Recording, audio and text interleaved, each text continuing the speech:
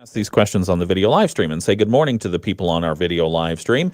Good morning. This is the WSJM Morning Show video live stream edition. It's, let's see, what is it? It's Wednesday, May 7th, 7 a.m. Eastern Time. I'm Ken Lundberg. Happy to have you here. And then also, I have a special guest in studio this morning, Mary Hosley. Good morning, Ken. Mary, thanks for coming in. Thank you for inviting me. Appreciate it. Absolutely. Mary is a council member with the South Haven City Council. How long have you been on the City Council? I am in my second year. You like it? I do. Okay. What do you like about it? Here, make friends with that microphone. Bring it up close. There you go. How's this? Perfect. Is this better? Yeah, much better. So I got most involved in 2021. Okay.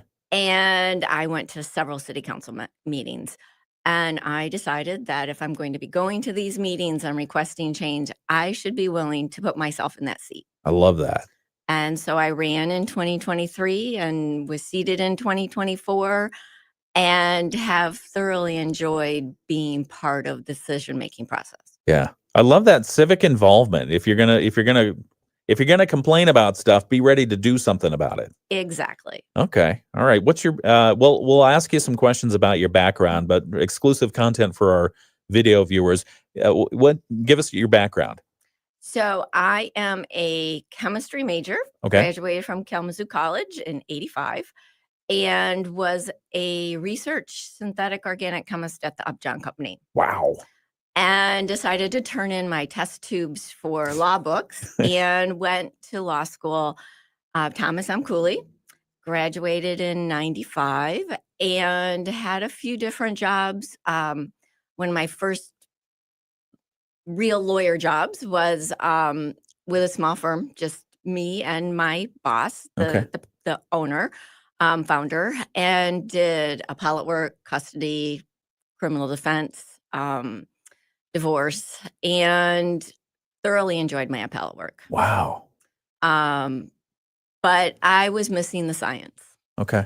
And in 2000, went back to then Pharmacia and became a patent attorney. Took the patent bar in 2001, and the rest is history. Did that satisfy your need for some of the science? It did. Okay.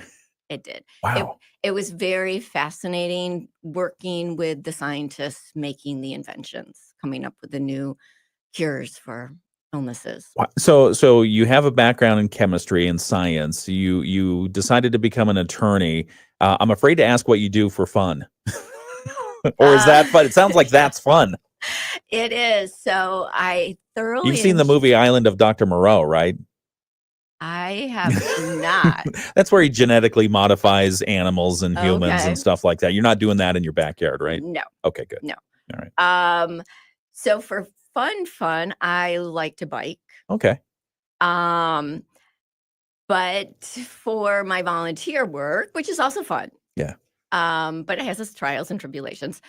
I am most focused on animal cat helping stray abandoned cats. Yeah. And recently formed Sharon's TLC Rescue, a nonprofit to help with low-cost spay neuter. We're currently focusing on cats. Hopefully someday we can do dogs too. Yeah. Sharon's TLC Rescue. Correct. Okay. I want to ask you a lot of questions about that and everything else that you're doing. And we'll talk about what's happening with the South Haven City Council and your run for mayor. Yes. So we'll talk about all those things and more in just a few minutes. I've got to get some news out of the way. Okay. So hold for just a moment if that's all right. And we'll be right back. It's the WSJM Morning Show, the video live stream. We'll be back with more in just a moment. See website for details. Honey, the credit card bill came and we're maxed out. Maxed out cards, rent is due. We just need some extra cash to help us get by. Maybe we should go to 27cash.com. With our bad credit, 27cash.com is one of the largest personal loan networks. They can help people with any type of credit get up to $5,000, and cash can hit our bank account as soon as tomorrow. When you need extra cash, go to 27cash.com. That's 27cash.com. 27cash.com. WSJM News now. Team coverage from the WSJM newsroom on News Talk Sports 94.9 WSJM. 7:05. It's Wednesday, the 7th of May. I'm Ken Lundberg. It's the WSJM Morning Show. Thank you so much for joining us. We have a great guest in studio. We'll be talking with her in just a couple of moments. It's South Haven City Council member Mary Hosley. I have in my own preparation notes here that she's outspoken, a philanthropic animal lover. She's running for mayor, and we have a lot of issues to talk about. And I've just already, exclusive content we put out on the video live stream, already learned a couple of new things about her as well, which I know you'll be fascinated about. So if you've not already, tune in on the video live stream as well. We have it up on Facebook and on YouTube. But Mary Hosley, that interview coming up in just a few moments right here on the WSJM Morning Show. Let's talk about the weather forecast for today. It's going to be partly sunny, a high around 75 degrees. We've already got some sunshine out there beaming through. If you are driving around, you might run into a patch of fog, a patch or two of fog, so do be aware of that. But a high around 75 inland. It'll be a little bit chillier by the lake. Light winds out of the north. Tonight's forecast, partly cloudy, a low of 47. And tomorrow, Thursday, more partly sunny skies, but we do have a 20% chance of showers. The high is supposed to be in the mid-60s. Gorgeous weekend forecast. We've got Friday, Saturday, and Sunday with mostly sunny skies. The highs are going to be somewhere in the mid to upper 60s on Friday, and then getting into the mid 70s by Sunday. So that's just going to be nice and consistent, and we're going to knock on wood and hope that forecast holds. That's what we're doing. All right, some of the news that we're following this morning from the WSJM newsroom are the costs and regulations required to develop smaller apartment complexes, keeping housing out of reach in Benton Harbor. Affordable housing, that is. City commissioners have been asked to take a look at the cost of inspections and permitting of new housing in the city. At this week's regular meeting, commissioners heard from Nathan Waters of Adagio Properties. They own some buildings in the area, and Waters said in the last couple of years, the costs associated with getting a new housing development off the ground have increased significantly. It's becoming cost prohibitive when the fees here in Benton Harbor are twice as much as neighboring townships.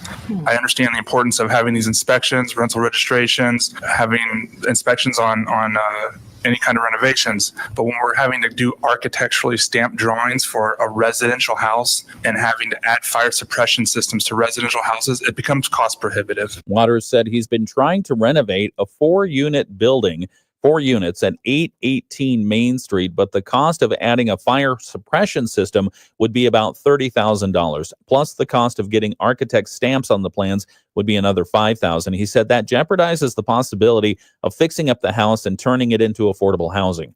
Although this exchange was during the public comment period of the meeting, when commissioners usually don't respond, Mayor Pro Tem Dwayne Seats appeared sympathetic. He said commissioners should figure the issue out, and he suggested perhaps a meeting could be held soon on that issue. Residents of the Benton Heights area have had a chance to weigh in on the development of a new park planned along Euclid Avenue near Laurel.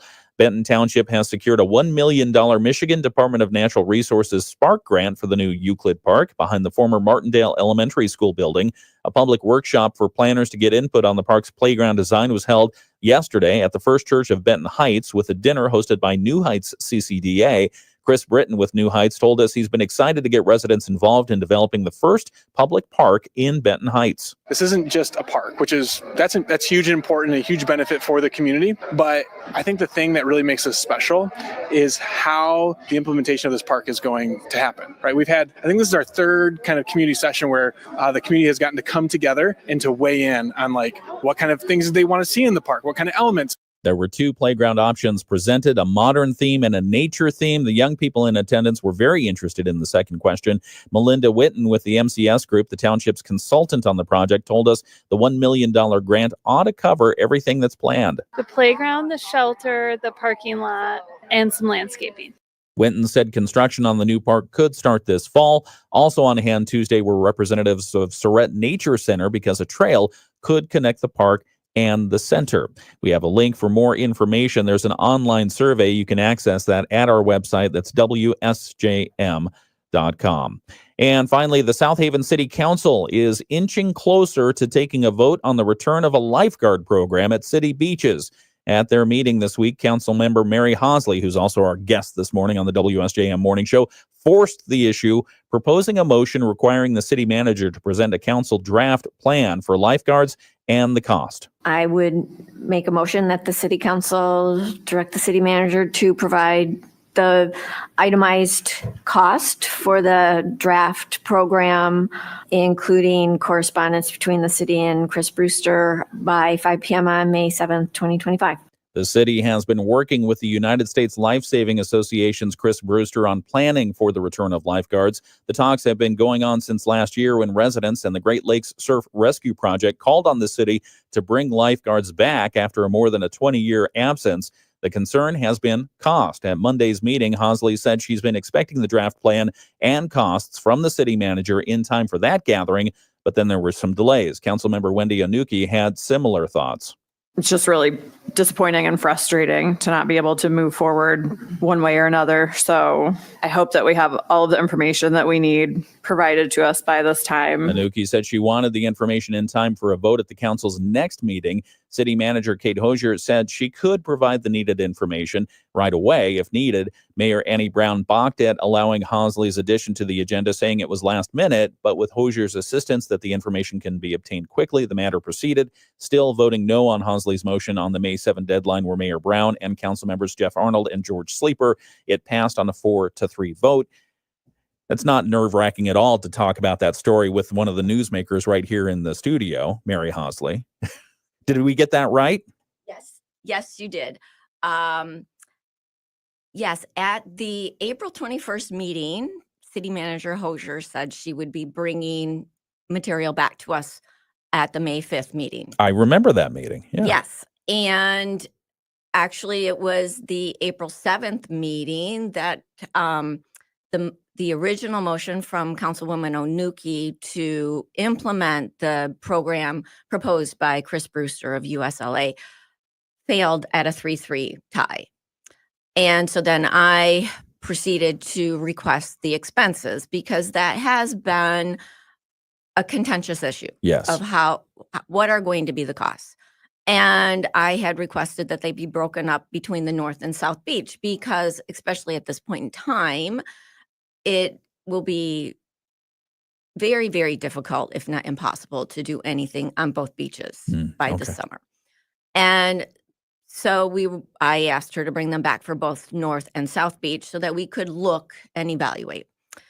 And then at about 3:45 on Friday, we received an email that the item would not be on the agenda, and it was not.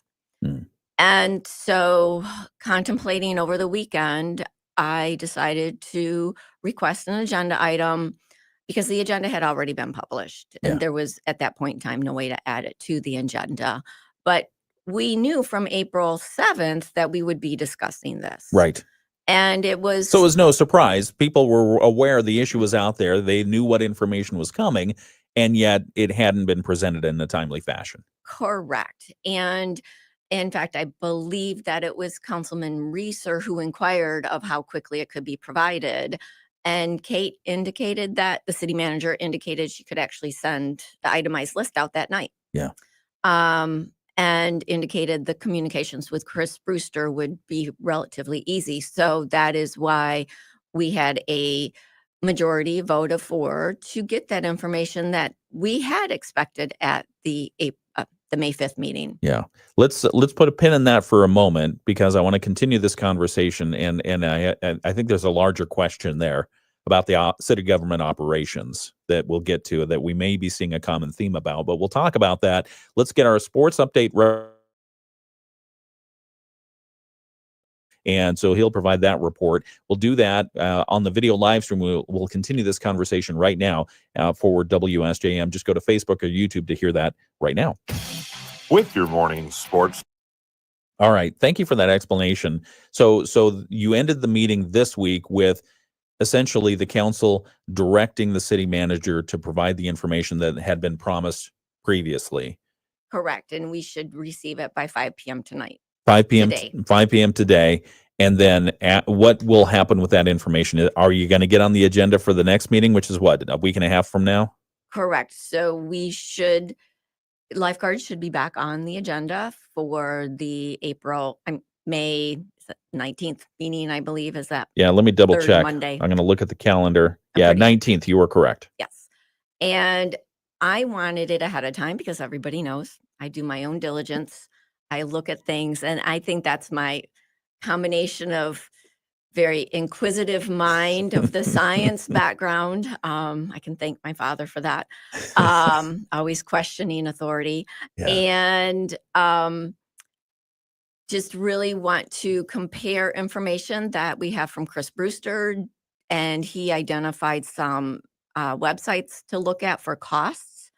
And we know from presentations back in March of 2024, the city came back with costs that were significantly higher than what had been presented by Heather Johnson at that time. Okay. And also, Chris Brewster had provided some estimated costs, and I just want to look at that because I know that that was a concern. I do know that there are additional costs for employment purposes from HR that we were not privy to. I'm hoping that's included. And it's just to identify gaps.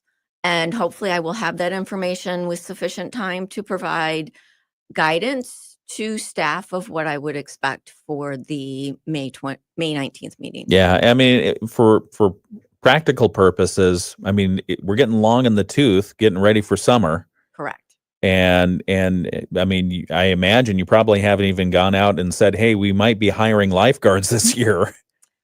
Memorial Day holidays coming up quick. Yes. And in fact, we had discussed, well, if we cannot do Memorial Day, we could at least strive to have guards on South Beach starting July 1st. I had the YMCA in here yesterday. They train lifeguards. Maybe you can borrow some of theirs. Well, and I know that there are lifeguards in our area. Yeah. We will just have to wait to see what happens. I know USLA is there to help, and very, very appreciative of Chris Brewster and everyone. They have a very expansive group across the nation. Okay. All right. We're going to pause right there, and we're going to get a quick weather forecast, and then we're going to come back and talk with Mary Hosley. She's a council member for the city of South Haven. That's coming up in just a moment right here on the WSJM Morning Show. If you want to weigh in with a question, feel free. We've got our chat going on the YouTube and Facebook. Just put something in there. I'll take a look at it, and we will present it. Thank you for joining us. It's the WSJM Morning Show. 47. And tomorrow, a few showers in the morning, then partly sunny. High temperatures back in the middle 60s. Middle 60s are around for Friday. Then over the weekend, inland highs will be in the 70s. Near the lakeshore, we'll see 50s and 60s. I'm meteorologist Carrie Puja. The Morning Show with Ken and Friends on 94.9 WSJM. It's 7:18. It's the WSJM Morning Show. Good morning. I'm Ken Lundberg. I was just saying off the air, if you saw me on the video leaning over and saying something to our guest, Mary Hosley, who's a council member with the city of South Haven, I was just saying, I think you're a superhero. Because, well, I mean, you think about, because I asked you for a little bit of your origin story, and maybe we can unfold some more of that. You were in chemistry, and you say you got that from your father. And then you decided, I have a passion for the law, so you became an attorney. And then you said, I have a passion for municipal actions and city government, so you became a council member. Yes. Do you wear a cape in your spare time? No, that's great. Mary Hosley, give us your origin story. I mean, where are you from? I grew up in Lowell, Michigan. Okay. Small town, had one stoplight when I graduated high school.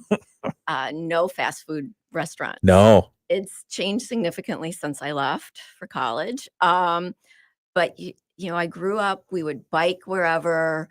I still remember, so my brother was is a bicyclist, and I got into that. It's a great way to get around when you don't have a car. Yeah. And I went out for a ride one day, and I was coming back, and this car was following me, and it was luckily in town, so I wasn't too concerned. And all of a sudden he rolls down his window and he goes, "Do you know you're going?" And I can't remember. I go, "Yes." They were angry at you. No, they were surprised I was biking that fast. I was going like 18, 19 miles per hour because I think I had a tailwind. It was slight downhill. What kind of bike do you ride these days? What brand? So I have older bikes. If it's not broken, don't fix it. Right. but I'm trying to remember what kind of bike. So my mountain bike is from when I went to law school back in 92. Oh, wow. Okay. Yeah. Specialized, Giant, Dunlop. No, Giant. Okay. It's a Giant. I like the Giants. Those are good. Yes. Okay. But I may be in the market for a new bike. My husband does triathlons, duathlons, and he's into gravel bikes now. So, Wow. Gravel bikes. yes. What's a gravel bike? It's one to ride on gravel roads, and Michigan has plenty of them. We call them the highways. Yeah. No. Mary Hosley is a city council member for the city of South Haven. And maybe when you're talking a little bit about your origin story, you went to college for? Chemistry. And you came out and you were a chemist. Yes, I was. So I was a bench chemist looking at trying to find the next drug. Initially, I was in the infectious diseases to cure bacterial infections. Wow. What does that look like? What do you do day to day as a bench chemist? You have a lot of vials, little, because we were doing, I would always do small scale and try and identify what you make small tweaks. So you have your chemical structure and you would make small tweaks to see what might inhibit growth of the bacteria. Okay. Wow. So you get a problem child bacteria thing in a petri dish somewhere, and you take little samples and you put it under a microscope and you decide, all right, what is it that's going to kill it? Right. So you would make a solution and you would know the concentration. Yeah. And you would put it on a little disc that you would then put in the petri dish. Yeah. And then you would measure the diameter. And so the smaller the diameter, the more inhibited the growth was. And the more potent. That's fun. So, did you ever come up with anything really, really fascinating that we might recognize? No. Okay. You tried. But I did try. I did try. So with the limited time, I will fast forward. So how did we get to South Haven is probably a question. Yeah, let's do that. So both my husband and I were working for Pharmacia when it was acquired by Pfizer. And with his position, he's a chemical engineer, we had to go to New York. Okay. And by the time we moved, there was a position for me also. So my position was I was able to maintain my employment. Okay. We're now both retired. When we were looking at retiring, because of his athletics, he wanted water. Yeah. And Lake Michigan, that's a good one. Yes. And because I'm licensed in the state of Michigan and I wanted to do pro bono work, I wanted to come back to Michigan. Okay. And where did you get your law degree? Thomas Cooley. Okay. Thomas M. Cooley. And so we were looking around and we always came back to visit South Haven. And in fact, one of our wedding gifts was a gift certificate for what was then the Last Resort. It's bed and breakfast. Okay. And by that point in time, the Calhaven Trail existed and we were living in Kalamazoo. So we biked to South Haven from Kalamazoo, stayed at the Last Resort, and then biked back. Okay. Very nice. So that is how we came to South Haven. Okay. Very nice. And you decided to stay in South Haven, and currently you operate a nonprofit. Correct. Let's talk about that. So I have been doing cat rescue officially since about 2000. Cat rescue. Yes. What got you involved in cat rescue? So I've always had a soft space in my heart for animals. Yeah. And I've always been a magnet for animals. Animals tend to come to me. And when in Kalamazoo, just cats seem to get the short end of the stick. Okay. And so I have fostered many, many cats, adopted out many, many cats. And when we moved to New York, again, it just seems cats just get the short end. Yeah. When we moved back, again, cats get the short end. And in New York, I really honed skills for trapping for feral cats and even friendly cats who, when they're thrown out and they start losing trust to me and of humans, you have to trap them. Okay. And so I have various trap sizes, various skills. And so I got into trapping cats. Trapping cats for the purpose of? So we fix them. Okay. And spay or neuter. spay or neuter, Yep. correct, and then put them back to their location. Okay. Put them like back out in the Did- wild, or Well, no. So usually it would be someone's home. They're Okay. feeding them. okay, so they get fostered out. Well, it's not fostered because you can't necessarily touch them, Oh, but they have shelter, okay. they have food, Okay. they have someone monitoring them. Okay, very good. And for the nice ones that are actually adoptable, I was able last year to work with Alvan. They took several for me. Harbor Humane took several for me. Other groups up in Muskegon and north of South Haven took several for me. So through the vet, I've been able to get many off the street and out of the reproductive cycle. Yeah. So basically, I mean, that's what you're looking to do, is to help cats who are out there, who no one's really looking after, to help them, bring them some form of stability, but at the same time, not put them in a situation where they're continuing to reproduce and exacerbate the problem. Correct. And so that's what Sharon's TLC Rescue is all about. And Sharon, the namesake, is Sharon Forbes, who unfortunately passed away. She worked at the library in South Haven, the Memorial Library. And my husband is an avid history buff, and so is always getting library books through the library system.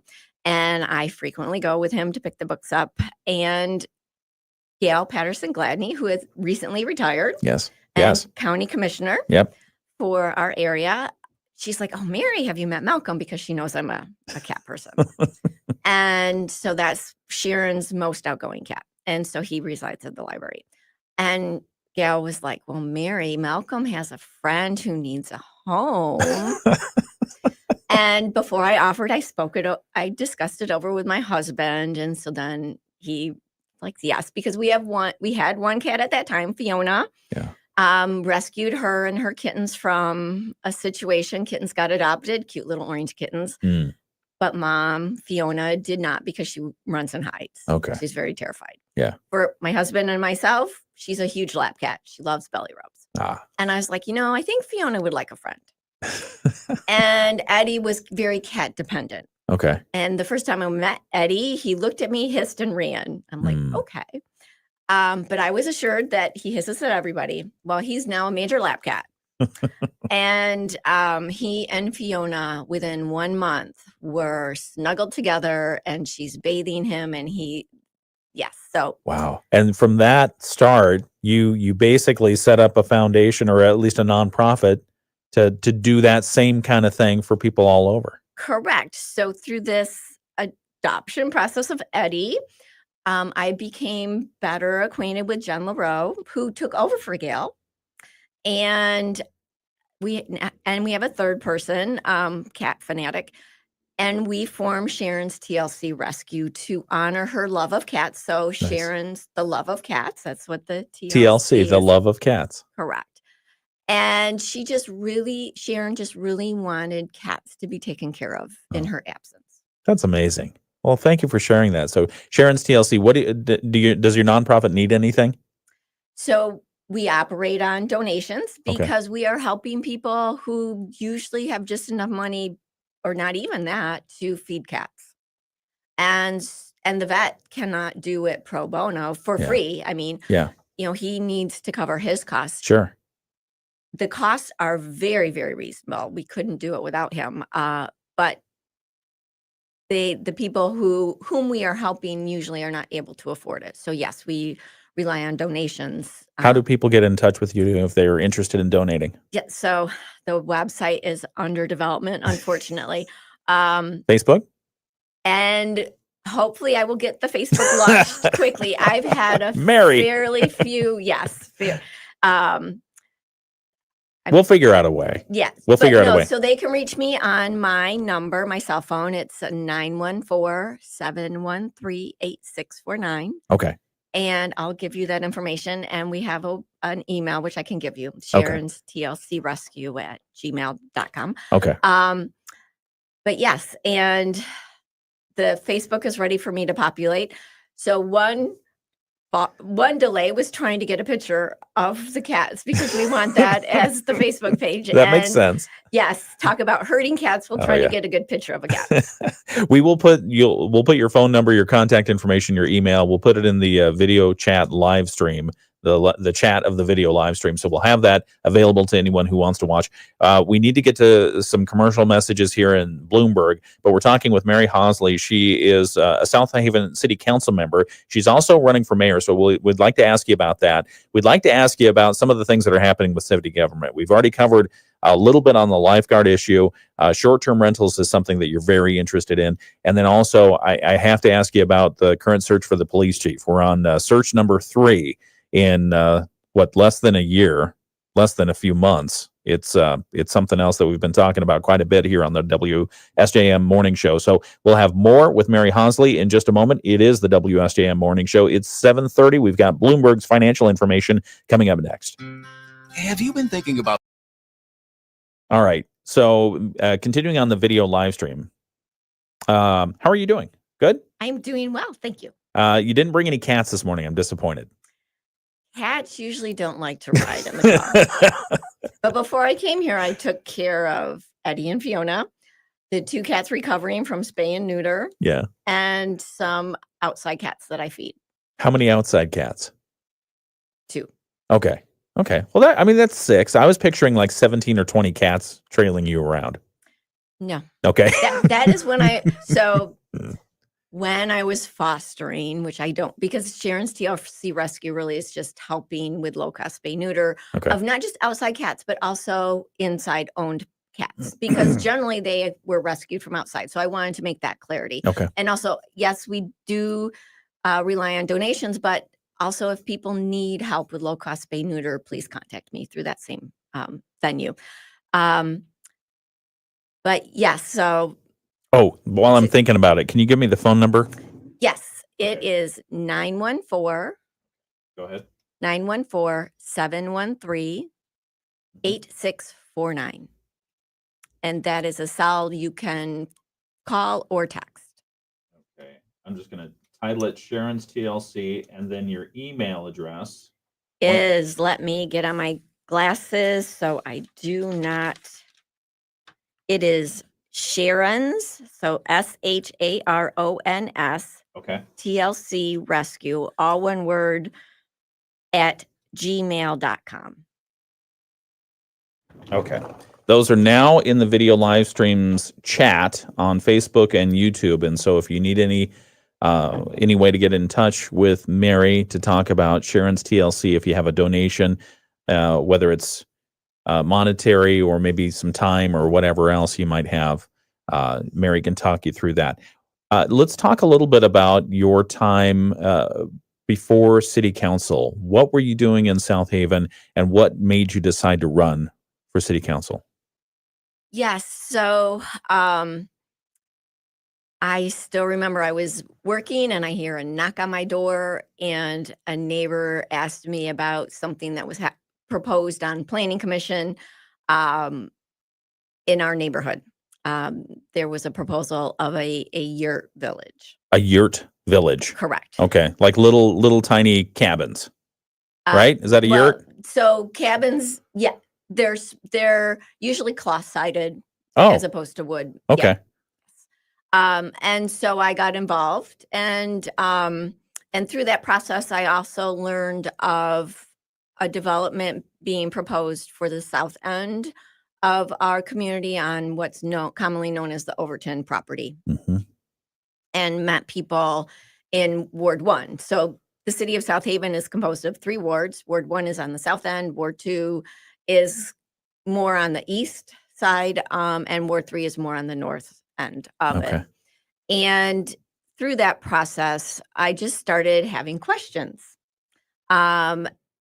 And that resulted in so I think a resounding concern, or a routine or a repeat concern, is that people come up and ask questions. And in public comment, generally we, and when I say we, the city council, city staff, do not answer questions, because the public comment is for the opportunity to raise concerns But we also never got any follow-up.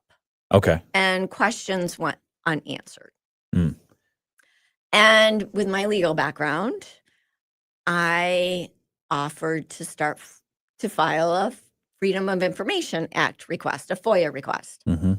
And that met with resistance. And what I mean by that is answers were not forthcoming, even though, so FOIA gives you the opportunity to ask for information, but there's a lot of discretion on the government side about response time. So they just have to provide an estimated good faith effort of when they would provide the responses. Okay. Some responses were provided several months after, but I understand my requests were thorough. And ultimately, some requests were just never answered. And with Freedom of Information Act, you have 6 months within which to challenge a denial. Okay. And I'm gonna pause us there for just a moment. We'll continue this story. We've got to get back for a couple of things here. It's the WSJM Morning Show. More in a minute. Monica Ricks, Bloomberg Radio. The Morning Show with Ken Lundberg on WSJM. I tell you, if you miss the video live stream, you're missing a lot because we're continuing our conversation with Mary Hosley. She's a city council member for the city of South Haven. And we're having a fascinating discussion about how she got involved with the city council. And we left off, and we'll talk about it more in just a moment on the video live stream. But we left off where before she joined the city council, she was asking a lot of questions of the city council as just a plain public citizen, and wasn't getting answers, and eventually had to FOIA the city, and went round and round. It sounds like you took him to court. I know you did. Yes, I did. And we'll talk. And you won. I did. I thought you couldn't fight City Hall. Never say never. Okay, we'll talk more about that in just a moment. Partly sunny skies out there right now, and we do expect that to continue today. Inland, we're going to get a high around 75 degrees. That'll be a little bit colder by the lake. Tonight's forecast, partly cloudy, a low of 47. And Thursday, partly sunny, just a slim chance of showers tomorrow. The high is supposed to be around 65 degrees. Friday, Saturday, Sunday, we've been talking about it. Mostly sunny skies all 3 days. The highs Friday around mid-60s, Saturday low 70s, and Sunday maybe we'll get to 76 degrees. We've got more news coming up in just a moment. Right now, world and national news. ABC News, I'm Sherry Preston. The conclave begins today. The Catholic cardinals under the age of 80, all eligible to vote on the next pope. ABC's James Longman at the Vatican with more on the names mentioned most frequently. It's Pope Francis's successor. There are a few front runners, if you're to believe the bookies and the Italian press. Cardinal Parolin, who is former Secretary of State here, he's one of the front runners. Cardinal Tagle of the Philippines, he would be the first Asian pope and a reformer in the kind of image of Francis. But the truth is, no one knows. And actually, I've been speaking to cardinals here all week. The overwhelming sense is that, they are not going in with an individual in mind necessarily. Two nuclear powers on the brink of widespread conflict. India retaliating for last month's attack by Pakistani rebels against Indian tourists in Kashmir. India firing missiles into Pakistan, killing 19. Another F-18 fighter jet plunging into the bottom of the Red Sea for the second time in 8 days. One of the $70 million planes slipped from an aircraft carrier while attempting to land. This is ABC News. WSJM News Now. Team coverage from the WSJM Newsroom on News Talk Sports 94.9 WSJM. 7:38, it's the WSJM Morning Show. Good morning, I'm Ken Lundberg. Some of the news stories that we'll have coming up at 8 o'clock this morning. The American Legion Post in Stevensville is responding amid ongoing controversy about its premises being used as the venue for a J6 Berrien County GOP event this Friday. Yeah, J6, they talk about the January 6th defendants and 2 men charged in the kidnapping plot against Governor Gretchen Whitmer. They are the featured speakers at the Berrien County GOP event this Friday. We've got some word that there's going to be some protesters there as well, so we'll have that story coming up at 8 o'clock this morning. Also, work to improve Hall Park in Benton Harbor will now move forward following action by the City Commission this week. At their regular meeting, the City Commission approved a contract to move that park forward and bring it to reality. Also, we will have other news as well. It's coming up at 8 o'clock right here on the WSJM Morning Show. We've got sports coming up with Brett Witkowski. Dave Wolf is out. We're continuing our conversation with Mary Hosley. She's a city council member for South Haven. We've got a lot of issues to cover in a short amount of time, so we'll be continuing that right now on the video live stream. Her run for mayor and some of the issues that the city council, the city overall, is facing right here on WSJM. That continues on the video live stream right now. The Michigan News. Okay. Mary, the council member Hosley, the issues that you were talking about. So you FOIA'd South Haven basically over the Overton property, Correct. trying to figure out potential contamination and health levels and that kind of thing. The South Haven city didn't, and I'm just going to distill it down because for time purposes, but South Haven didn't respond to your liking. And so eventually you guys went to court. Correct. And for clarity, it was really the city staff who was not responding. It's really in there. But I mean, they're representing the city. Correct. They are the city. Correct. Okay. Versus the city council members. Right. Yes. So, yes. And I sued because there were not documents and I was up against a time bar. If I had not filed suit, I would never have been able to get the documents. Right. Because So of that they 6-month window. Yeah. Correct. So they pushed the envelope. Had they just responded, I would never have had to file the lawsuit. The information that, and so you filed a lawsuit and you won a judgment for court costs Correct. in the amount of about $10,000. So that was the last one. We had a settlement in 2023 because we did it piecemeal and I got much of my documents and the legal. So under Freedom of Information Act, if you win, you are entitled to reasonable attorney fees and costs. Yep. And so that is what I was entitled to, and that was the settlement. And yes, in 2024, a settlement was entered in for just over $9,000 for the attorney fees I incurred and paid to my legal counsel to get these documents that the city unjustly withheld from me. Now, can I ask where those monies went? I think you told me. Yes. I didn't know if you So- wanted it open, but tell me where those monies went. Yes. When I received the check, my husband and I discussed how can we give back to the community because the fees had already been paid. So I wanted to pay forward. And this past winter was a wicked cold winter, and We Care was having their Warm Their Heart campaign, and we opted to donate $10,000 to that campaign to help our local families meet their heating needs and other needs that We Care assists with. That's very generous of you. Thank you. I'm sure the community thanks you for it. We express our appreciation as well. Thank you. Okay, 742 WSJM morning show continues. So what did you find? I'm just curious. Out of that FOIA request, what did you get back? What information was actionable? So there was one email that I should have gotten and never did get, and that was from the environmental consultant to the assistant city manager and forwarded to the city manager about the site and requiring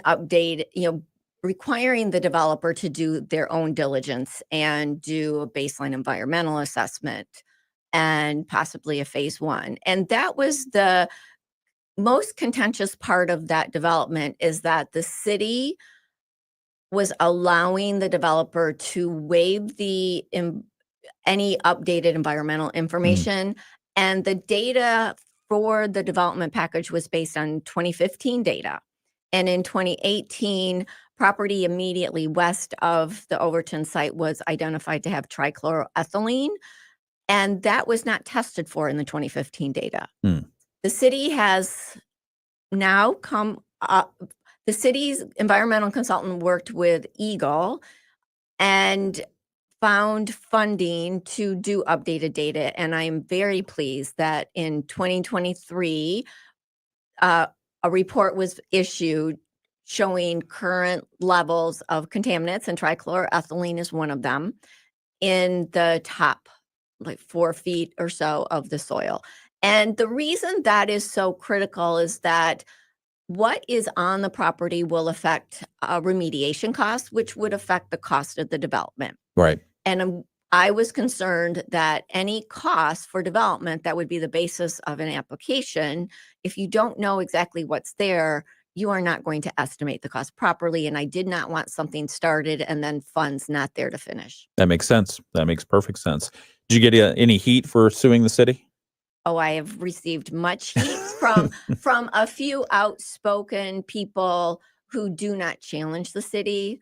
But once residents understood that I was not a naysayer, that I actually did my own diligence and that I actually was correct and that it was proper to challenge the staff, people who had opposed me are now some of my strongest advocates. Really? Yes. Very nice. Very nice. Okay. And now you're thinking about running for mayor.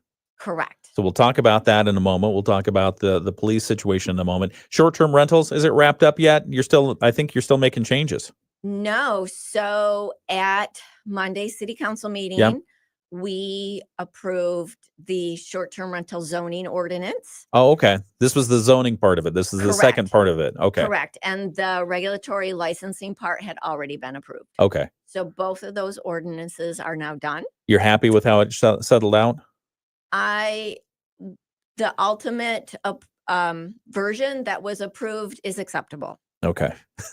That's a glowing review. So it's yes. acceptable. There's a few tweaks that need to be done to the unmodified ordinance, and I'll be talking with the city manager about that. But those should be very simple. Okay. All right. Very good. And speaking of the city manager, was Kate Hosier the city manager when you were filing the FOIA? Yes, she was. How is that a contentious relationship when you file a FOIA against somebody and they say, "Nah, I'm not going to give you that information"? So Kate is very supportive of her staff and very supportive of the council, so of the government. And when people start questioning it, she does become more protective. I do not back down, and especially when I believe information should be forthcoming. Yeah. Is that a good quality of a city manager to act in that way? So every city manager is different, and that's, every city manager has their management style. You're very diplomatic. Thank you. We'll turn the microphones off and you'll tell me what you really think. All right. Yep. We'll be right. We are supportive of our staff. Okay. Very good. We'll come right back. We've got a weather forecast. I'll ask you about being mayor. We'll have that in a moment, just a moment on the WSJM morning show. We'll get back to the radio in addition to the video live stream. Thanks for joining us. 800-438-8080. Partly to mostly sunny skies today. We're going to end up in the low 70s later this afternoon. We see partly cloudy skies tonight down to 47. And tomorrow, a few showers in the morning, then partly sunny. High temperatures back in the middle 60s. Middle 60s are around for Friday. Then over the weekend, inland highs will be in the 70s. Near the lakeshore, we'll see 50s and 60s. I'm meteorologist Carrie Puja. The Morning Show with Ken and Friends on 94.9 WSJM. 748 WSJM morning show continues. I'm Ken Lundberg. We're going to make this part of our Moody on the Market update. The Moody on the Market update is brought to you by Insurance Management Service. Call IMS today, your local auto owner's insurance agency in St. Joseph and in Niles. And the Moody on the Market update brings you life in Southwest Michigan and why we love it here. It brings you business updates and interesting people you should know. I know we fill that last bucket with Mary Hosley. Excuse me, I said it wrong. Didn't I say it wrong? Very, very close. No, it's good. Okay. All right. Our guest this morning is South Haven City Councilmember Mary Hosley. Hosley? Yes. Okay. Maybe we can make that a long O in that. Would that be all right? Hosley? Would that be? No. So remember Bosley? Yes. Bosley. Hosley. There you go. Thank you. All right. You can thank my husband for that. South Haven City Council member Mary Hosley is here with us this morning. We've been talking about a number of different issues. I definitely want to talk about your run for mayor, but let's hit briefly what's happening with South Haven's police chief. or police chiefs, as it were. May of last year, the outgoing chief announced her retirement from the post and gave the city a lot of time to find a new chief. Since then, we're now on, let's say there have been 2 chiefs who I think have been sworn in, and then 2 different interim chiefs, one of whom has served a couple of different times. You heard an earful this week from public residents who came to the city council member meeting to talk about primarily about Sergeant Pat Carlotto and asking for him to be the police chief.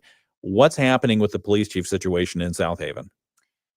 So this is an area where we have to support our city manager because we have our city charter, and the city manager, it fills her staff positions.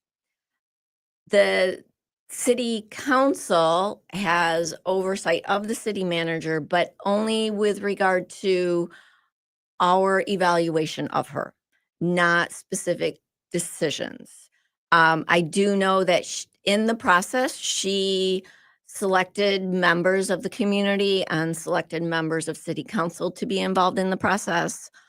I had requested to be included, but I was not the selected Ward 3 member. So each ward has 2 city council members, and I was not selected. Okay. So I was not involved in the process. And everybody knows I am a process person. And I had raised concerns about the process. So, we can raise concerns, but the ultimate decision is in the hands of the city manager.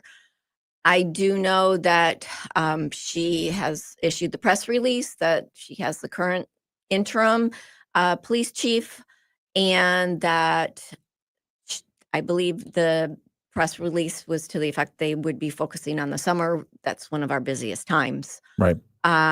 Yes, there were several people who came to city council on Monday. Many of them do not reside in the city. And I am certain that the township supervisor was involved in the process. And I certainly hope that those residents from the township raise their concerns to their local government who was involved in the process. Okay. And as far as, so it's a very strong city manager form of government. Correct. In South Haven. And the police chief then, does the police chief report to the city manager? Yes. Okay. So the city manager is the supervisor of the police chief. In the last situation, the police chief, the reports to the city manager, resigned, probably was forced to resign, I would speculate, because they continued to hold their job in Tennessee while they were sworn in to be a police chief in South Haven. How does the city council, what does the city council do when they're seeing that kind of situation happen and the person responsible is the city manager? Do you bring up a new evaluation? Do you bring up a midterm evaluation? What do you do? So what do you have the power to do? So the city manager serves at the privilege of the city council. And with this all being relatively new, I think the city council members are evaluating what our options are. And at this point in time, nothing is public. So we just have to support our community going forward, evaluate things, and one aspect of my mayoral candidate, so I'll kind of segue into that. Let's segue into that. You're running for mayor. Yes. So, I would like to see our city move forward. I think too often we are reactionary as opposed to being proactive. And I would like to bring ABC leadership back to our community. What does that mean? Accountability, balance, and consistency. Okay. So I think filing my FOIA request shows that I am not afraid to hold the city accountable, which means the city manager. And to your previous question about the FOIA request, people will, when they are named, and the city manager was named because I was up against a time crunch and I had to be thorough. Ultimately, the city manager and the FOIA administrator coordinator were removed, and so it proceeded only against the city. And people do feel personally attacked, but in litigation, I would ask that everybody please try to stay objective, that I am trying to ensure the laws are properly enforced, and that to have accountability, you need to initially name anyone who potentially might be involved. Makes sense. But back to the mayoral candidate. Yeah. So, it's not much different than when I ran for Ward 3. I really think that the city council needs to have the ability to control what is on our agenda. Yes, it is a strong city manager form of government, but in order to advance our policies, we should be advising of how we want them. The city manager can come to us with suggestions, but it's ultimately, in my opinion, the city council's discretion of how to advance them. Yeah. And that's where the process comes into play. And that's what I would be a strong leader based on how I have handled previous matters. And with the lifeguards. Yeah. The city manager did not put it on the agenda like we expected, so I got it on the agenda. Yeah. What we mentioned lifeguards, we've talked about short-term rentals, we've talked about the police chief situation. What do you see as the most pressing issue for South Haven going forward? Economic development and bringing jobs and full year-round people. We are a destination, and we have a lot of natural amenities. And that should bring not just tourists, but people who want to live here year-round. We have the lake for the summer. We have the Kelhaven Trail year-round. People ski on it in the winter if there's enough snow, run on it, and throughout the year. And I would like to see more full year-round. That would support our schools better. That would provide sufficient capacity to ensure we have doctors who have enough patients year-round, not just in the summer, would provide enough people to have restaurants open year-round. It just would provide a more balanced community. Yeah. It's not a partisan position. Do you expect it to be a contentious race? Yes. Why? Because currently everything in the city is contentious. Because why is that? certain people make it that way. Yeah. I would like to run a fair campaign focused on our goals and where we see the city going. We're a ways out, so we'd love to have you back to talk more about it. We'll also invite your other people who are running for mayor in. We'll offer them the same time as well. And we thank you for coming in this morning and sharing all that you've shared. And anything else that you want to share this morning? Just get out and vote. Yeah. At the August primary. So how does the when it's not a partisan race, how does the primary situation work? So it would be for any position that, or any seat that has more than 2 candidates, the top 2 vote getters that proceed to So you'd the winnow it November. down. How many people have declared so far? 3. Okay, so you know that there's going to be the primary. The top 2 are going to advance to November, and that'll be later this year. Correct. Okay.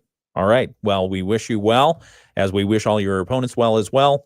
We'll ask them to come on and talk with us. We appreciate you today, Mary Hosley, South Haven City Council member. And if you want information about how to donate to her nonprofit, which is Sharon's Place, Sharon's TLC Rescue. Excuse me, Sharon's TLC Rescue.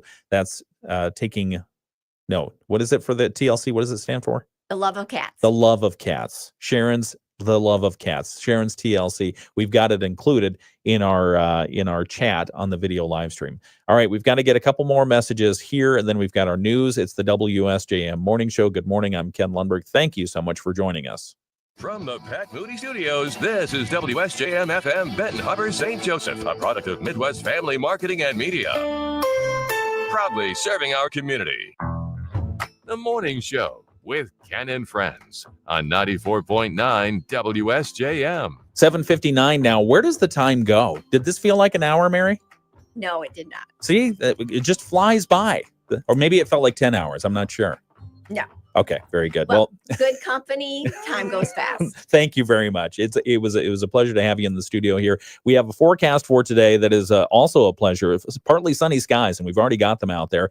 The high today inland is going to be around 75 degrees. Winds out of the north, just light winds. Tonight's forecast, partly cloudy, a low of 47, north winds 10 miles per hour. And then Thursday, partly sunny, a slim chance of showers, high around 65. The headline is the weekend, though. It's going to be beautiful all weekend long. It's 8 o'clock. From ABC News, I'm Sherry Preston. The conclave begins.